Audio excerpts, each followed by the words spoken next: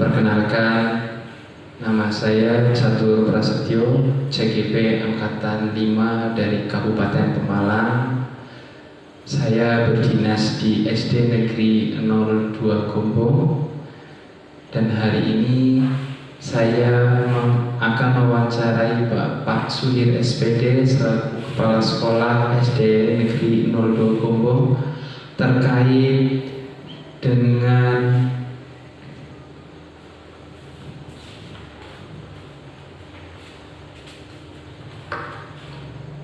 pengambilan keputusan sebagai pemimpin pembelajaran. Assalamualaikum Pak Suhir. Waalaikumsalam warahmatullahi wabarakatuh. Bagaimana kabar Pak Suhir hari ini? Alhamdulillah baik, sehat. Alhamdulillah. Pak Suhir, terima kasih telah memberikan waktunya untuk saya mewawancarai Pak Suhir terkait dengan pengambilan keputusan sebagai kepala sekolah, dan nanti ada beberapa pertanyaan yang ingin saya ajukan kepada Pak Suhir terkait hal tersebut. Ya, siap.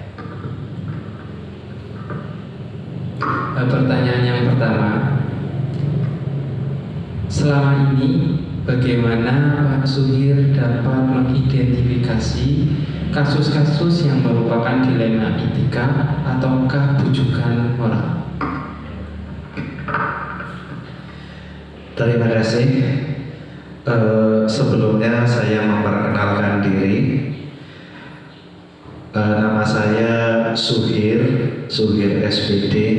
Saya bekerja di SD Negeri 02 Gombong sebagai kepala sekolah. Dan pada kesempatan ini saya akan berusaha menjelaskan apa yang ditanyakan oleh Bapak Catur. Tadi yang ditanyakan saya tangkap yaitu apa tadi Pak? Dilema etika. Ini sebelum saya menjawab identifikasi, saya terlebih dahulu untuk menyamakan persepsi dulu Pak tentang dilema etika tersebut.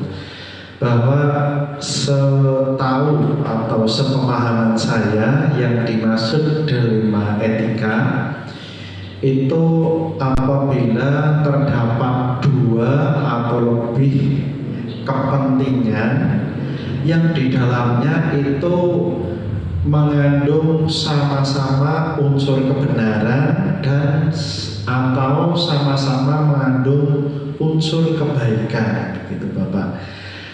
Nah, pertanyaan tadi cara saya untuk mengidentifikasi, yang pertama itu saya melakukan dengan pengamatan Pak. Melakukan pengamatan itu saya lakukan secara pribadi atau sendiri. Jadi di sini tidak melibatkan orang lain. Saya melakukan perenungan, pengkajian masalah, itu saya melakukan diri sendiri. Kemudian kalau saya tidak menemukan solusi, itu saya melakukan tahap identifikasi yang berikutnya, yaitu berkolaborasi dengan rekan-rekan kerja. Yaitu saya melibatkan teman-teman, di situ ada guru kelas, ada guru agama. Permasalahan tadi tentang dilema etika saya lontarkan, saya mohon masukan dengan teman-teman guru tersebut. Yang berikutnya, setelah ada masukan dan pemahaman yang kuat pada diri saya menghubungi ke pihak yang bersangkutan. Nah, setelah saya membawa bekal dari tadi, yaitu pengamatan dan kolaborasi dengan teman, saya menghubungi pihak yang bersangkutan. Akhirnya saya memutuskan sebuah keputusan atas delima etika tersebut. Itu Pak. Untuk pertanyaan selanjutnya, selama ini bagaimana Bapak menjalankan pengambilan keputusan di sekolah Bapak, terutama untuk kasus-kasus di mana ada dua kepentingan yang sama-sama benar atau sama-sama mengandung nilai-nilai kebajikan? Terima kasih. Untuk pertanyaan yang kedua ini, memang namanya delima ya Pak ya, itu berarti jadi problem Pak. Kalau misalnya kita mengambil keputusan A, tentu yang B itu ada masalah. Kalau kita mengambil keputusan B, demikian juga keputusan A, nanti ada permasalahan baru. Nah, ini untuk pengambilan keputusan yang mengandung delima ini saya lebih mengutamakan pada skala prioritas Pak. Jadi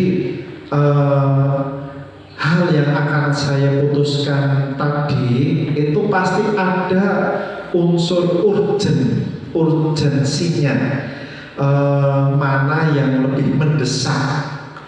Nah, dari skala prioritas tersebut, kalau semisal saya masih ada sedikit kebimbangan, itu saya melakukan diskusi-diskusi dengan kedua kelompok tadi Pak, kedua permasalahan tadi, yaitu tadi ada keputusan A dan keputusan B. Saya mengambil misalnya keputusan A, kedua belah pihak kami ajak musyawarah, kenapa saya kok mengambil keputusan A tersebut. Nah, dengan harapan setelah melakukan diskusi tersebut, keduanya bisa memahami bahwa yang saya ambil ini meminimalisir mungkin dampak-dampak yang terjadi. Karena segala keputusan itu tentu ada dampak positif dan dampak negatif. Sehingga insya Allah keputusan yang diambil berarti mengambil yang dampak positif semaksimal mungkin dan mengurangi dampak negatif seminimal mungkin. Itu Pak.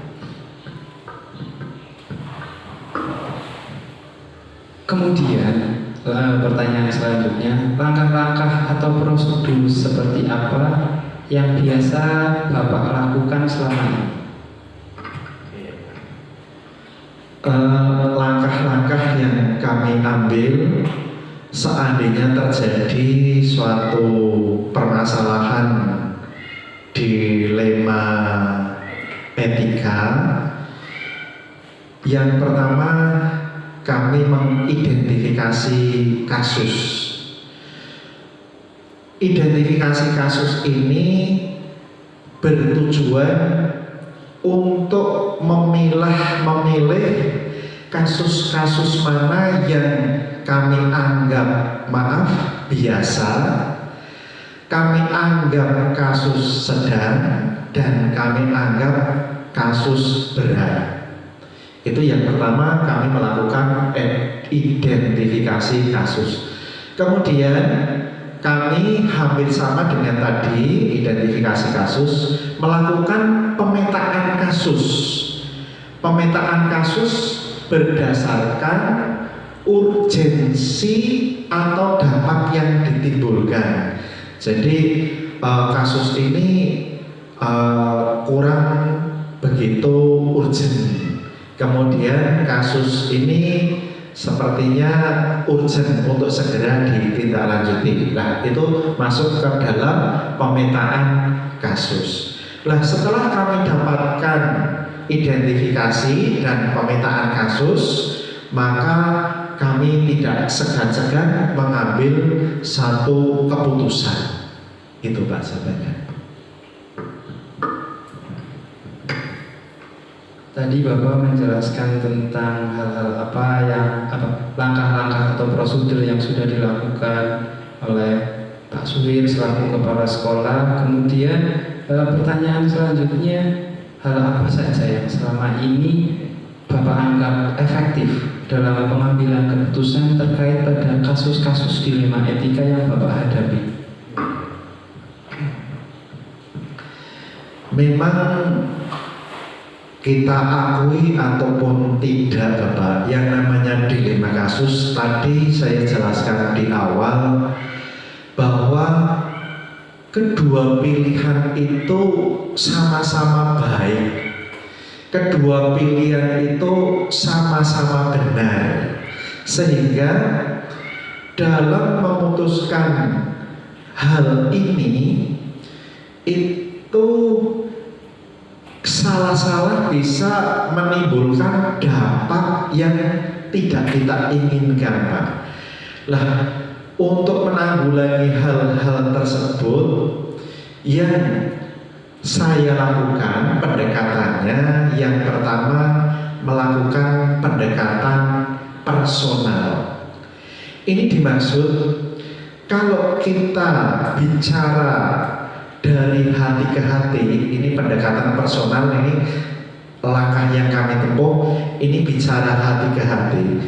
Ini yang bersangkutan biasanya lebih cenderung bisa menerima, karena kalau kita flurkan di tempat umum, ini kadang-kadang ada rasa ketersinggungan, ada rasa merasa dipojokkan. Lah, ini dengan pendekatan personel ini kita bicara dari hati ke hati. Ini lebih efektif. Biasanya yang bersangkutan lebih menerima. Dan pendekatan efektif ini hampir sama pendekatan yang kami pakai, yaitu pendekatan kekeluargaan.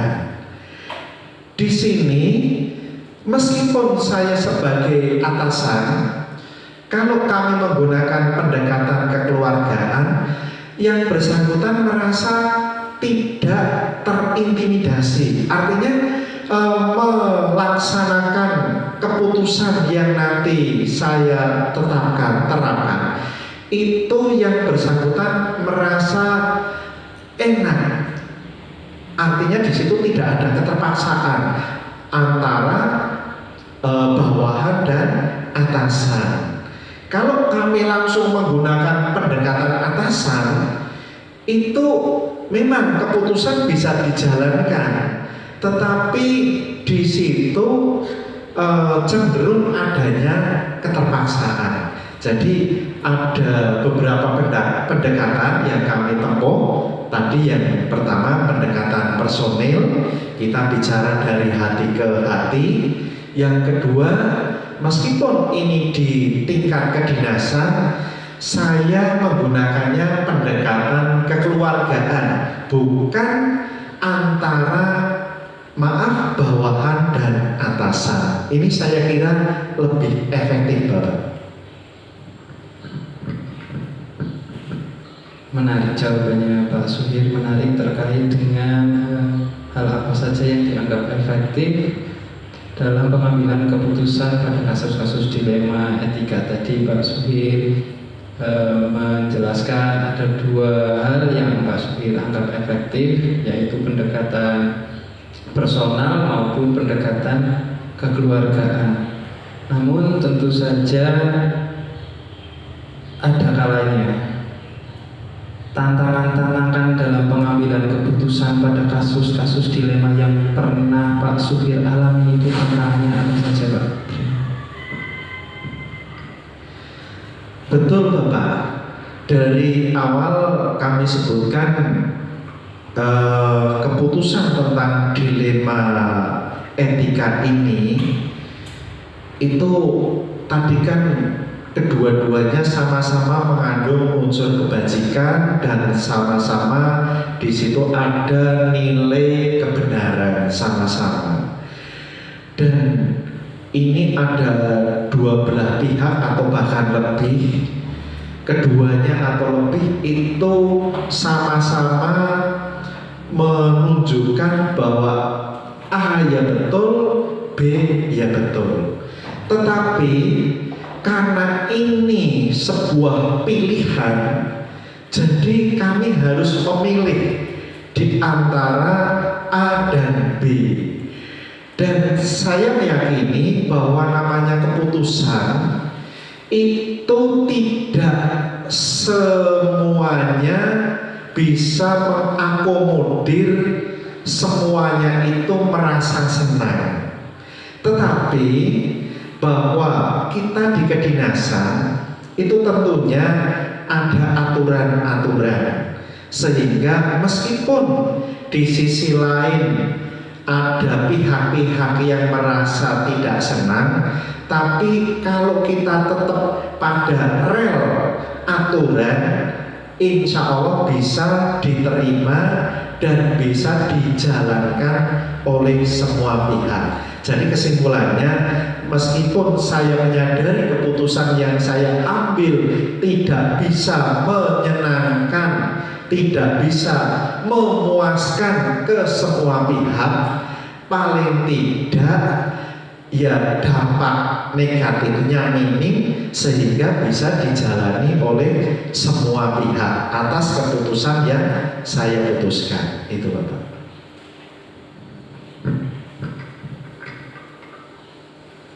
Pertanyaan selanjutnya, adakah seseorang atau faktor-faktor apa yang selama ini mempermudah atau membantu Pak Suhir dalam pengambilan keputusan, khususnya dalam kasus-kasus dilema etika yang Pak Suhir alami?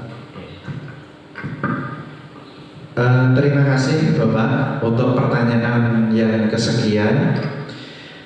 Untuk mengatasi tentang dilema etika ini, terlebih dahulu tadi di depan saya sampaikan itu saya atasi sendiri Bapak. Tetapi saya mengakui saya juga punya banyak kekurangan, banyak kelemahan, sehingga bantuan dari pihak-pihak lain itu juga sangat dibutuhkan. Nah, dalam hal ini yang membantu untuk mengatasi dalam pengambilan keputusan terkait dengan dilema etika ini, banyak pihak Bapak yang bisa membantu saya. Yang pertama, karena saya dinas di suatu lembaga sekolah, yaitu kalau ada permasalahan dilema etika tersebut, tentunya teman-teman, rekan-rekan yang membantu saya ini dalam bentuk rapat keputusan. Jadi insya Allah kalau ini bisa dilakukan dalam bentuk rapat keputusan sekolah, insya Allah karena keputusan ini diambil melibatkan banyak orang, ini setidaknya bisa dikatakan musyawarah mufakat, sehingga hasilnya lebih baik. Tetapi Bapak, kalau semisal kok di tingkat intern sekolah kok tetap buntu, karena masing-masing ada nilai kebajikannya Pak, masing-masing ada nilai kebenarannya. Nah, kami keluar Pak dari lembaga intern sekolah, yaitu kita mohon bantuan ke sesama kepala sekolah dengan maksud kita saling sharing, meskipun itu bukan menjadi faktor dominan untuk memutuskannya. Jadi masukan-masukan dari rekan kepala sekolah saya pertimbangkan sebagai pemantap saya dalam mengambil keputusan tersebut. Selain dua hal tersebut, masih ada lagi Bapak, yaitu saya bekerja di instansi ini, ada atasan saya Pak. Di atasan langsung saya itu ada pengawas, ada korwilcam, dan saya di bawah naungan korwilcam Belik, ini untuk SD Negeri 02 Gombong. Nah, saya dengan atasan tersebut, kalau memang betul-betul sudah buntu, ini sifatnya meminta solusi Pak. Ini ada alternatif lebih dari satu yang sama-sama baik, sama-sama ada nilai kebajikan, kira-kira dampak negatif yang paling minim itu yang mana? Atau dampak positif yang paling banyak itu yang mana? Sehingga dengan atasan tadi sifatnya saya meminta solusi. Dan yang terakhir, ini saya kira kalau sudah ke tingkat atasan biasanya sudah selesai. Tetapi kalau masih juga belum bisa selesai, kami juga bekerja sama dengan komite rekan kerja kami, yaitu komite sekolah. Ini barangkali dari beliau-beliau ada masukan-masukan positif bagaimana yang terbaik dalam pengambilan keputusan ini. Jadi tadi ada 4 yang mendukung dalam saya mengambil keputusan terkait dengan Delimanetika itu, Bapak. Terima kasih. Dan untuk pertanyaan terakhir ini, Pak, dari semua hal yang telah Bapak sampaikan tadi dari poin 1, 2, 3, 4, 5 sampai 7, pembelajaran apa yang dapat Bapak petik dari pengalaman pengambilan keputusan dilema etika? Iya, terima kasih Bapak. Dari penjelasan awal, pertanyaan awal dari Bapak tadi, itu pembelajaran yang bisa saya petik bahwa dalam pengambilan keputusan kita yang ini, kita tidak bisa menyenangkan semua orang. Jadi ada pihak-pihak yang merasa dirugikan di sini. Tetapi kita tidak perlu khawatir, Bapak. Dalam pengambilan keputusan, kalau kita selalu berpegang pada aturan, itu tentu keputusan yang kita buat ini bisa dipertanggungjawabkan, terutama di kedinasan. Lebih-lebih bisa dipertanggungjawabkan baik di dunia maupun di akhirat. Jadi kesimpulannya, pengalaman yang bisa kita petik, satu, kita meyakini bahwa keputusan yang kita ambil tentu tidak bisa menyenangkan hati semua orang, tetapi kita mengambil yang seminim mungkin supaya semuanya bisa merasakan senang. Kemudian kalaupun tidak bisa menyenangkan ke semua belah pihak, yang penting kita dalam pengambilan keputusan berpijak pada aturan, minimal aturan yang sedang berlaku di negara Indonesia. Itu Bapak.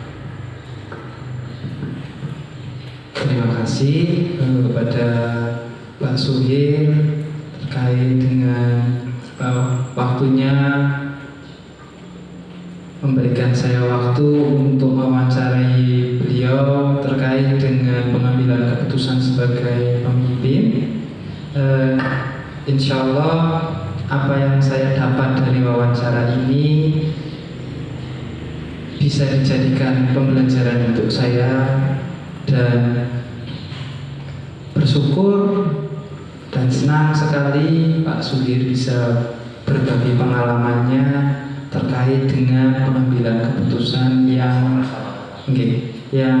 terkait dengan kasus-kasus dilema etika yang memang saya sadari juga ketika saya mengajar itu ada permasalahan-permasalahan yang menyinggung ke arah dilema etika. Kita tidak bisa atau kadang ragu memilih di antara dua hal yang baik. Tapi memang kita harus memilih, harus memutuskan. Terima kasih waktunya Pak Suhir. Untuk apabila ada suatu saran ataupun hal untuk saya berkenan untuk memberikan sepatah dua patah kata. Terima kasih untuk Bapak Catur. Ini mungkin yang terakhir. Pesan dari saya, memang kita dalam hidup itu kadang-kadang harus memilih, Bapak. Tetapi karena di situ ada pilihan, tentunya kita harus memilih yang terbaik dari yang baik.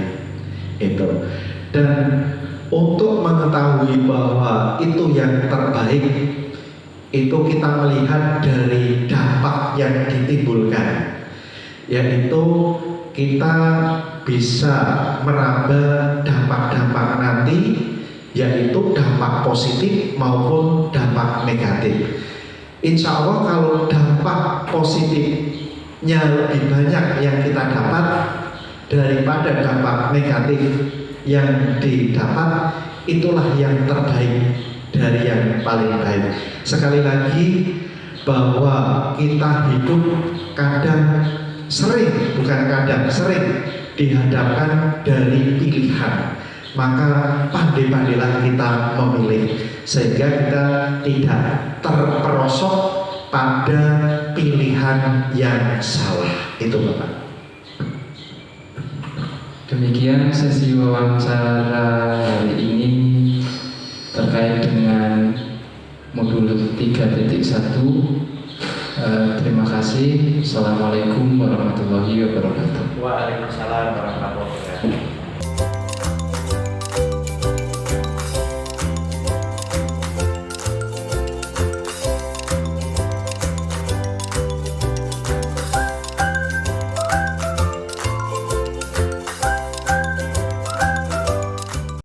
Assalamualaikum warahmatullahi wabarakatuh. Waalaikumsalam warahmatullahi wabarakatuh. Kenalkan, nama saya Catur Prasetyo, CGP Angkatan 5 dari Kabupaten Pemalang, dan saya bertugas di SD Negeri 02 Bumbong. Hari ini saya akan melaksanakan wawancara terkait dengan pengambilan keputusan sebagai pemimpin, baik itu di satuan pendidikan maupun dalam pembelajaran. Dan untuk narasumber hari ini adalah Bapak Untung SPD selaku Kepala Sekolah SD Negeri 01 Bumbong.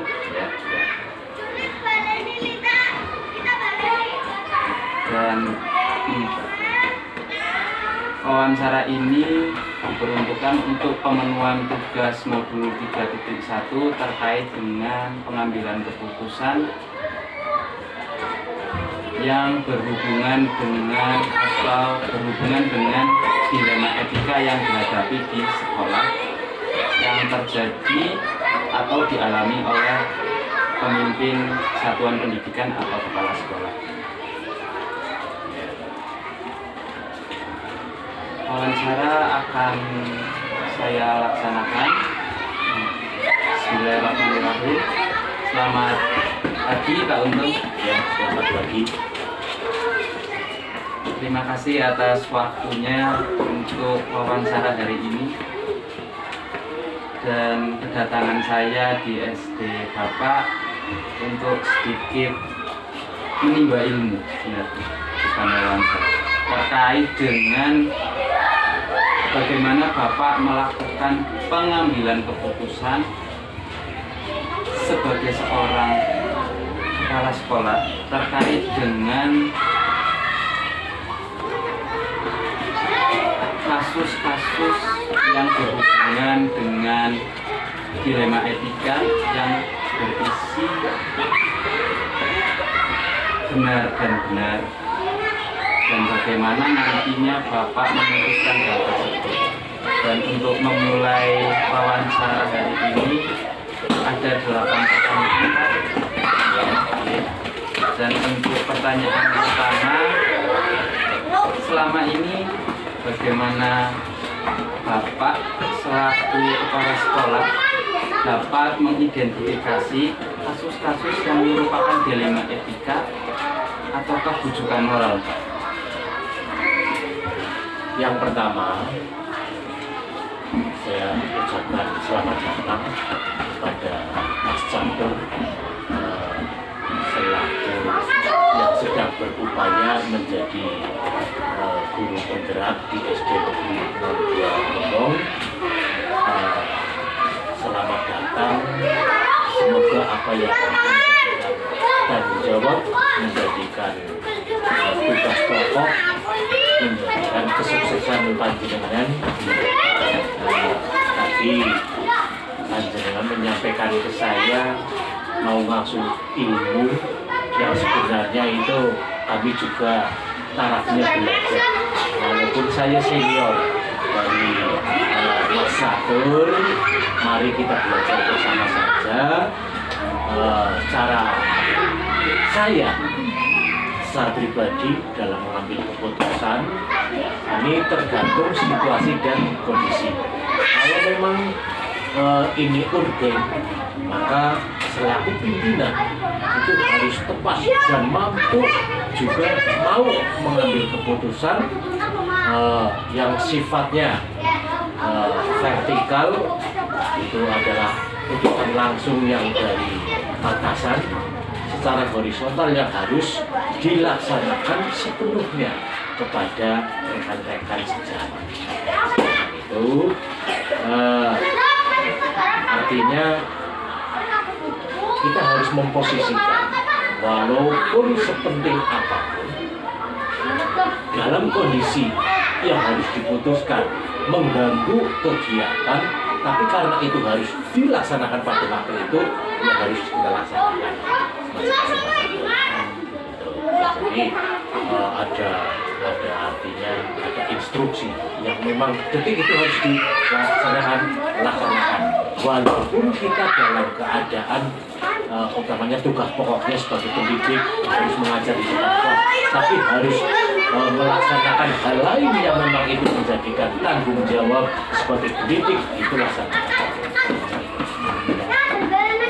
Terima kasih. Untuk pertanyaan kedua, selama ini bagaimana Bapak menjalankan pengambilan keputusan sekolah di sekolah Bapak, terutama untuk kasus-kasus di mana ada dua kepentingan yang sama-sama benar atau sama-sama mengandung nilai kebaikan yang ingin Bapak sampaikan atau Bapak tuju?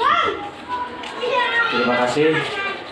Dari pertanyaan yang kedua, yaitu mengambil keputusan di mana kasus ini ada dua kepentingan yang sangat mendesak dan merupakan dua keputusan, salah satu harus diambil walaupun sama-sama pentingnya. Ya, terima kasih. Kalau saya ini adalah dilihat dari waktunya.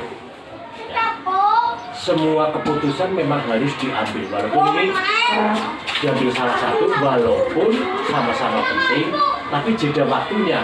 Oh, ini bisa ditunda apa tidak? Yang satunya bisa apa artinya ada jeda waktunya apa tidak? Jadi saya mengejar yang waktu terdekat dulu, mana yang kira-kira bisa kita cepat keputusan ini sebagai bahan laporan atau sebagai bahan tindakan, itulah yang saya ambil.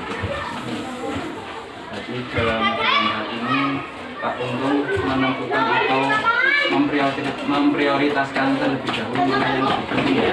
Artinya kayak gini, waktu Mas, semuanya dua-duanya penting, tapi ada yang sekiranya ini bisa ditunda untuk jeda waktu berikutnya gitu. Nah, terus yang penting umpamanya ini ada yang harus detik ini laporan umpamanya keputusan ini, nah itulah yang saya utamakan. Jadi waktu yang terdekat yang saya ambil.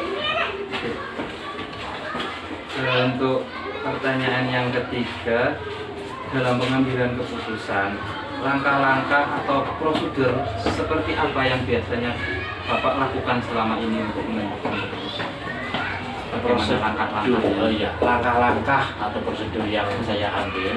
Pertama adalah memvalidkan, yaitu kasus yang ada sesuai data realnya, yaitu yang terus bisa diidentifikasi, artinya mana urutannya yang lebih utama, lebih didahulukan, yaitu melakukan dengan kepentingan lebih penting mana di antara kasus-kasus yang ada, yaitu terus bisa mengatasi keseluruhan, ya.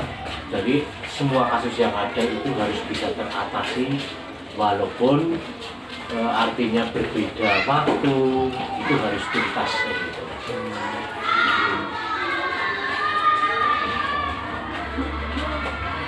Tadi sudah dijelaskan Pak Untung terkait dengan langkah-langkah atau prosedur yang biasa Pak Untung laksanakan dalam pengambilan keputusan. Lalu menurut Bapak, hal-hal apa saja yang selama ini Bapak anggap efektif atau mendukung pengambilan keputusan terkait pada kasus-kasus dilema etika? Jelas yang namanya saja kasus berarti menyangkut orang lain, itu secara pribadi ini saya sampaikan secara global. Misalkan ada sebuah kasus kok secara global ini kadang-kadang terabai, itu tak tegur. Jadi penanganannya itu tak individukan. Setelah di individu itu ya artinya teguran individu itu pulang kasus itu.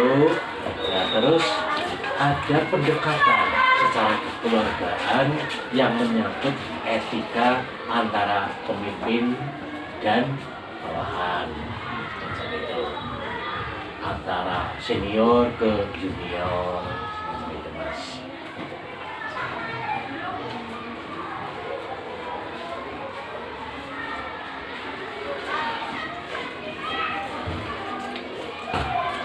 Lalu hal-hal apa saja yang selama ini bisa dijadikan bisa diartikan sebagai tantangan dalam pengambilan keputusan Pak Untung pada kasus-kasus dilema etika? Ya, terima kasih. Tadi sekiranya saya sudah menyerempet ya Mas ya, kasus atau tantangan. Tantangannya barangkali saya memberikan tugas ataupun pembinaan ini kadang-kadang abai. Tantangannya ya saya harus punya cara bagaimana personel yang tersebut bisa mengentas apa yang menjadikan mandat ataupun doktrin dari atasan ke bawahan secara vertikal ke horizontal semacam itu. Jadi tantangannya harus bisa diselesaikan baik secara individu ataupun personal, ya juga secara menyeluruh. Bisa terselesaikan hal itu adalah hal yang bagi diri saya itu suatu kebaikan kalau itu memang tuntas menyelesaikan masalah.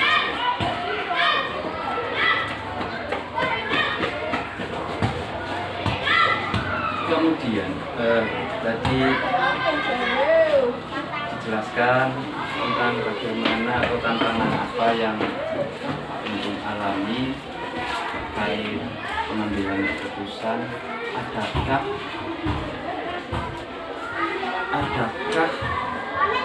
ketidakpuasan atau semua ketika pengambilan keputusan itu semua puas Pak? Ya ada kalanya tidak. Ya pasti. Yang namanya keputusan artinya saya juga ini sebagai jembatan ya. Jembatan dalam menyampaikan informasi pendidikan ya, dari vertikal ataupun dari atasan ke bawahan, itu yang memang harus diterobos, harus dilaksanakan pada waktu itu juga dan secara berkala atau bertahap. Itu yang memang kadang-kadang kami menemukan hal yang tidak sesuai, kurang menjadi kepuasan saya, ya sifat manusia. Nah, sifat manusia semacam itu. Ada yang kadang-kadang disikapi dengan cepat, ada yang disikapi dengan sedang-sedang saja, ada yang lamban juga ada. Yang lamban itulah yang kadang-kadang tidak menjadikan kepuasan bagi saya penyampai informasi. Pada saat Bapak itu melaksanakan atau membuat sebuah keputusan, apakah Bapak memiliki jadwal tertentu dalam penyelesaian kasus tersebut, lalu atau apakah Bapak langsung menyelesaikannya di tempat? Tergantung situasinya, Mas. Ya, tergantung situasinya. Menyelesaikan kasus ini apabila ini sangat urgen, ya pada waktu itu harus diselesaikan secepat itu. Tapi kalau ini memang suatu tugas yang jeda waktu seperti pembelajaran, kan ada tahapan-tahapan ya, itu kita sikapi, ya kita laksanakan sesuai dengan kebijakan yang mendesak, kebijakan yang bisa tertunda dalam waktu dekat, ada kebijakan yang harus dilaksanakan atau ditunda dalam waktu yang panjang. Itu jangka menengah, secepat itu, jangka menengah dan jangka panjang.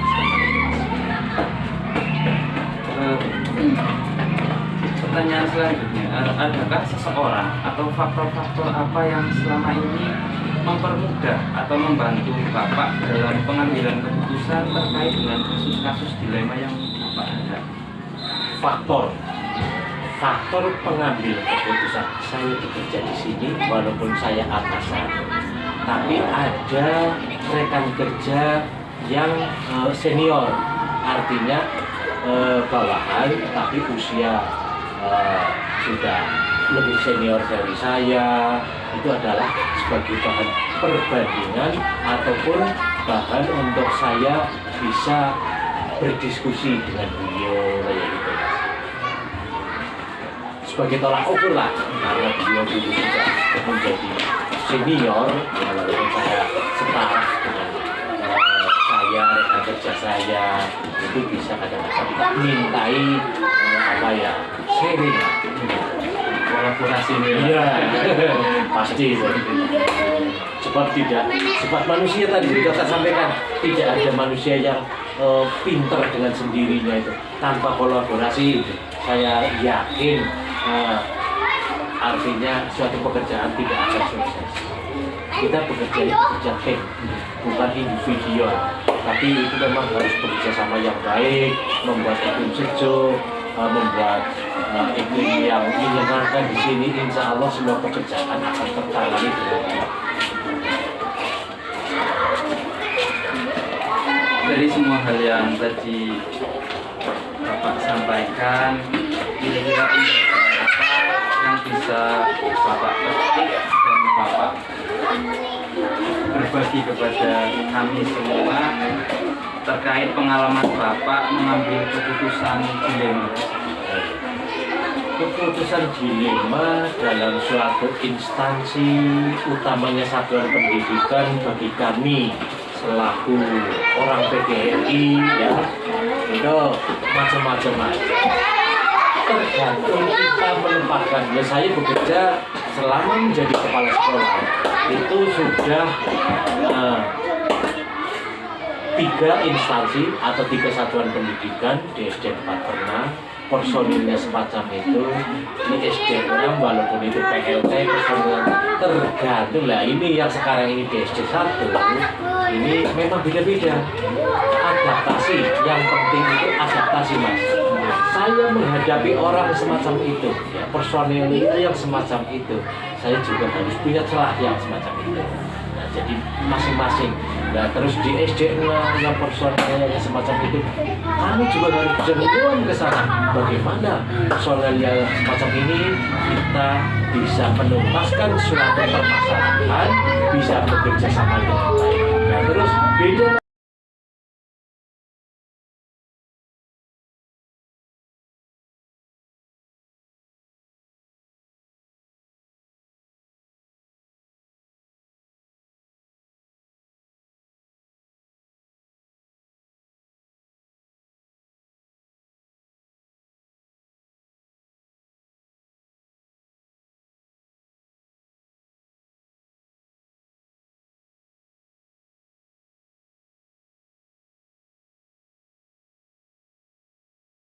menemukan personalia yang beda antara SD 1, SD 6, dengan SD 4 itu ya. Dan sudah seperti itu kami juga harus bisa menjalani selama 3 tahun berjalan ini. Alhamdulillah tak angkat untuk bekerja sama, insya Allah sudah bisa terpakai.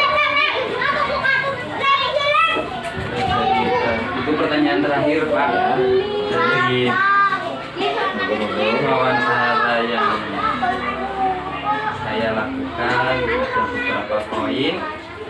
Nanti ketika pengambilan keputusan kita harus mementingkan urgensi atau pentingnya mana dan waktunya mana. Urgensinya, kepentingan pengambilan keputusan ini semacam ini untuk menurut pribadi saya ada dalam satu waktu ini kami ada yang harus diputuskan, umpamanya 2 keputusan ya, 2 masalah yang harus diputuskan.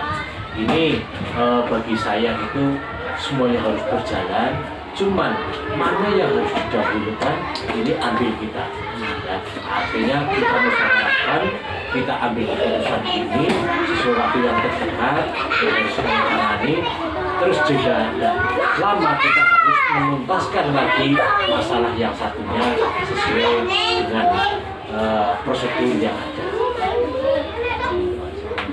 Kira-kira barangkali yang masih ada harus dikorek untuk kepribadian saya ataupun tugas saya ataupun tanggung jawab saya yang dimintai Mas Abdul sebagai langkah di penggerak, persilahkan. Artinya saya juga bukan berarti menggurui, angsi ilmunya saya juga tidak punya ilmu, saya hanya bisa berbagi saya. Banyak hal yang saya peroleh di wawancara ini Pak. Memang menjadi seorang pemimpin itu memiliki tantangan tersendiri nih Pak. Betul, tantangannya. Nah itu makanya saya masuk ke suatu instansi ataupun satuan pendidikan di sana yang karakternya semacam itu. Pertama saya harus adaptasi. Bagaimana saya harus bisa artinya berkecimpung di sana, bisa diterima di sana, kayak gitu lah. Terus ke instansi yang lain, tak pelajari juga karakternya beda dengan yang terdahulu.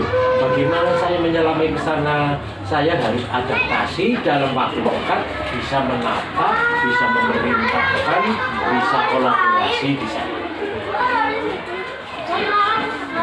Cukup sepertinya Pak wawancara yang kita lakukan.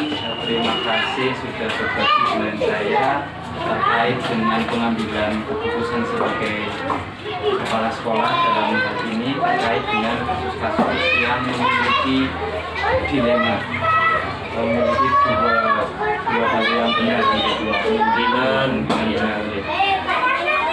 Demikian wawancara yang saya lakukan dengan Bapak Untung selaku Kepala Sekolah SD 01 Gombong. Semoga wawancara ini dapat menambah wawasan kita, menambah paradigma kita, pola pikir kita terkait dengan bagaimana kita membuat keputusan selaku kepala satuan pendidikan atau pemimpin pada satuan-satuan pendidikan yang kita tempati, sehingga pada nantinya dalam pengambilan keputusan kita bisa memberikan keputusan yang terbaik dan memiliki dampak positif yang paling banyak dan memiliki dampak negatif yang paling sedikit. Dan tentunya semua keputusan tersebut bermuara pada kepentingan sekolah, baik itu sekolah sebagai instansi maupun sekolah sebagai tempat pembelajaran anak-anak atau peserta didik kita, sehingga bisa menjadi peserta didik yang memiliki ciri pelajar Pancasila, dan kedepannya peserta didik kita bisa menjadi pribadi yang lebih baik, dan kita sebagai pendidik bisa menuntun mereka ke arah tersebut. Terima kasih Pak atas wawancaranya. Assalamualaikum warahmatullahi wabarakatuh.